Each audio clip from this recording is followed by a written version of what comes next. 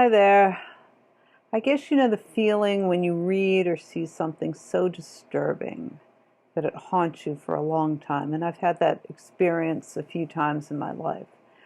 Some of them had to do with sexual violence, like learning about the comfort women in World War II, or the rape scenes in A Clockwork Orange, or The Last Exit to Brooklyn. That's another movie. Jennifer Jason Leigh was in that. Jeez. Of course, torture, the horrifying experiments documented in the book The Rape of Nanking, and just the Holocaust, of course. But there are almost equal, if not equal, as equally disturbing and upsetting images of animal cruelty. For example, baby seals being killed. That's not something you don't want to look that one up. The unbelievably brutal and egregious animal rights violations in China, the way they harvest shark fins. They cut the fins off the shark and then they throw them back to just starve to death at the bottom of the sea. Don't kill them. It's too much work. Angora fur. Think twice about it, buying Angora sweaters from China. Goose down. You really need that North Face jacket. And we know that workers are treated like animals in some of the factories over there, so you can just imagine what's done with the animals. So these horrors that I'm talking about diminish eventually my psyche. I mean, I'm not thinking about them every day. But they never completely go away.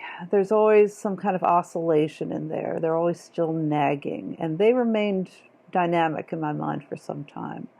Far longer, for example, than your average catchy pop tune, referring to Chapter 9 of Lila. And you might wonder if earworms are dynamic. I think earworms are static patterns. But there's something about horror that simply will not leave memory, and the accounts and stories I've referred to were sort of like a minor variation of, let's just say, trauma flashbacks. So trauma experience, when people have very, very awful traumatic experiences, say in battle, for example, but, there are many situations where you might have experiences that are traumatic enough to be experienced as flashbacks. These never become static patterns. They always remain dynamic as the victim is forced to relive them again and again until they can reconcile them some way, hopefully in therapy. And that's a tragic aside, just to kind of think about static and dynamic, which we're doing a little bit since we just did Chapter 9 of Lila. But it's sort of understanding how an event can remain dynamic.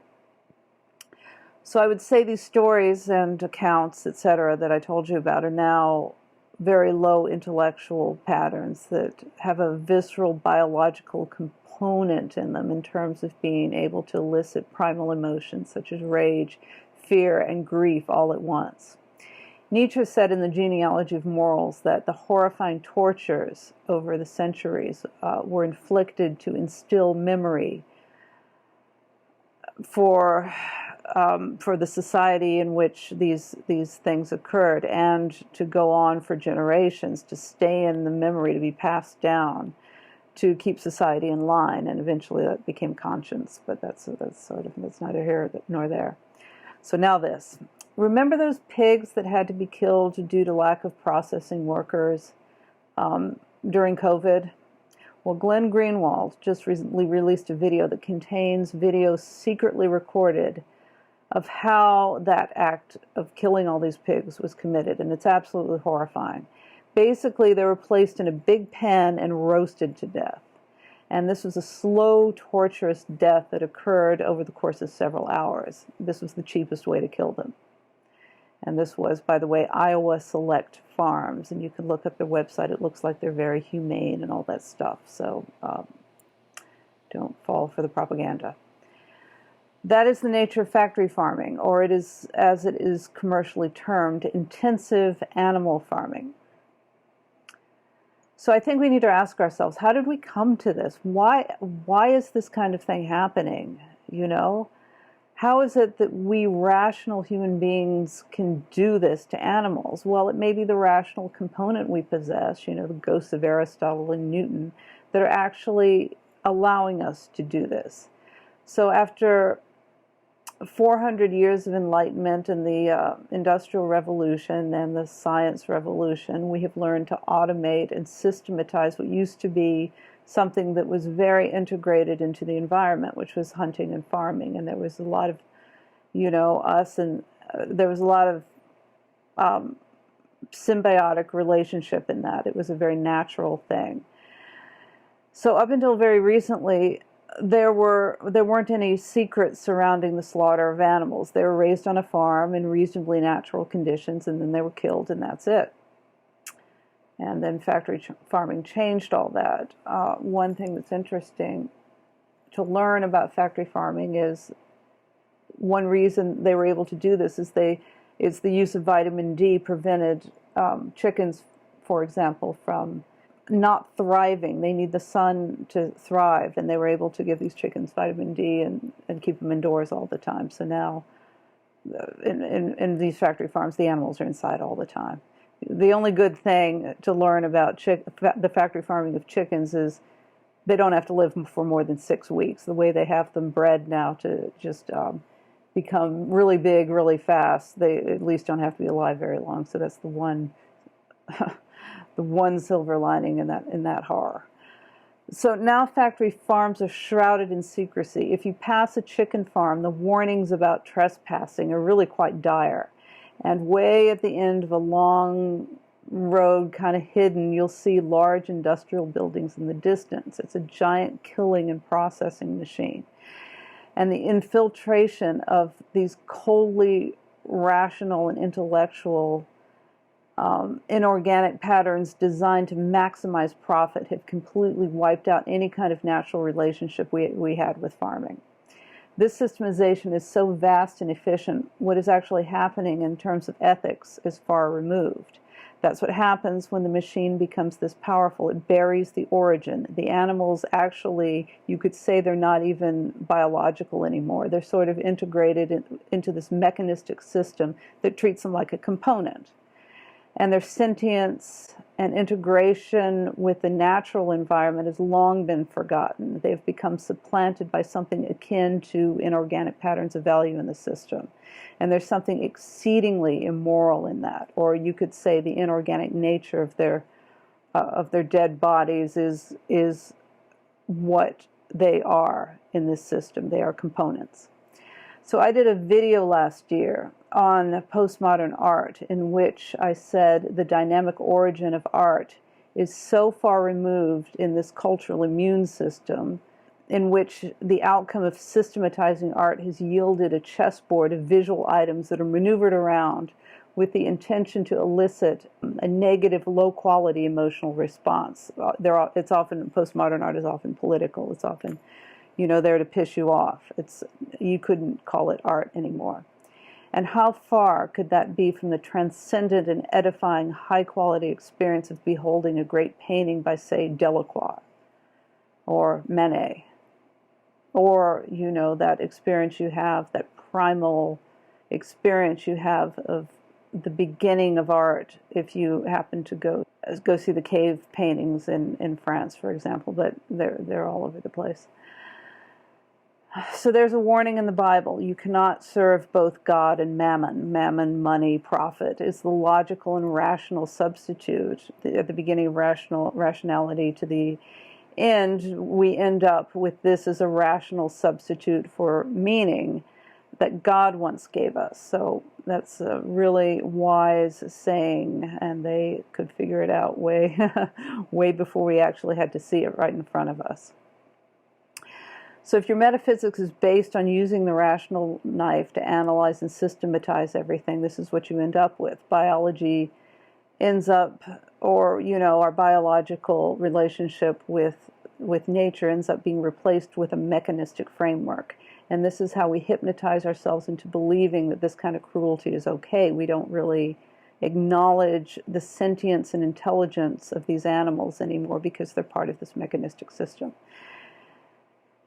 And that's because we leave out the value of the life of a sentient being. And I'm thinking, of course, of pigs more than anything, because they are the most intelligent and, I guess, human-like of all these creatures that are being slaughtered, that are being tortured and slaughtered in these factory farms. And that's a big problem in this day and age. We hear about these brutal practices, we get all upset, but rapidly forget about them and move on to the next shiny thing. The system of delivery of information is so rapid that we don't have a moment to ponder over the horror before we click a button to give us a dopamine hit to take away the pain of, seeing the video of the seals being clubbed to death, say. You just go on Instagram and you've immediately forgotten it. The brutality is quickly forgotten. And that's a factor, I think, that allows these savage practices of factory farming to go on and on. So there are 80 million pigs being tortured and slaughtered by this system every year. So I guess we need to do the right thing. I guess the only choice we have at this point, I mean, there are protests and there's activist type things you can do, but I think for the individual on a day-to-day basis, just don't buy this stuff. I don't know of any other solution. We need to wake up and take heed.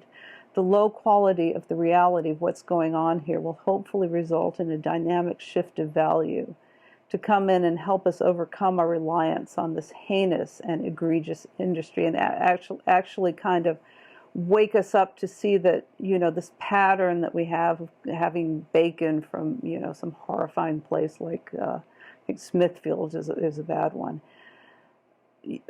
We need to wake up and get out of this, this torpor, I guess, of just automatically going to the grocery store and buying this stuff. There needs to be a moral, there needs to be an infusion of a moral, intellectual pattern of value that respects the biological level again and helps us implement the discipline to make such a choice. This is in the zeitgeist, even thankfully, even McDonald's, for example, is on the bandwagon to a slight degree in this. They won't buy from the worst places. I mean, I'm sure they're no saints, but at least that gives you the sense that it is in the zeitgeist. So let's do what we can to ramp it up by living a quality existence in which these products are not present. There's some brujos and brujas out there, and I don't think PETA's really one of them in one way, because they make you hate them in a lot of ways because they're so judgy and authoritarian, and they expect you to be vegan. And I don't know if this is a topic for another talk about this, but I don't know how reasonable it is to expect people to become vegetarian or vegan. But at least they sneak into these places and take footage, and that's invaluable. PETA's done us in that sense, they are brujos. We kind of don't like them, but, sometimes brujos aren't likable. So in a way, I guess they kind of are. The vet interviewed in the Glen Greenwald piece is an example of someone who was targeted by the intensive farm industry for her reasonable response to the brutality. So she's one, I would say. There are others. Small farmers who have made an ethical decision to be committed to humane practices. And Nellie's Eggs, you see them in the grocery store all the time. If you look up Nellie's Eggs, they have a great little video of their farm, and that's a good example. And they're a big commercial, outfit, so it can be done. And of course, most farmers markets have a few of these small farmers. Greenwald himself is a brujo in this situation. He's taking a certain amount of risk, because one thing that he points out in this video of his is that this industry is extremely powerful and controls a lot of money and has very, very powerful lobbyists, and we know what lobbyists can do for the food industry. So I hope that makes sense, and I will see you next time.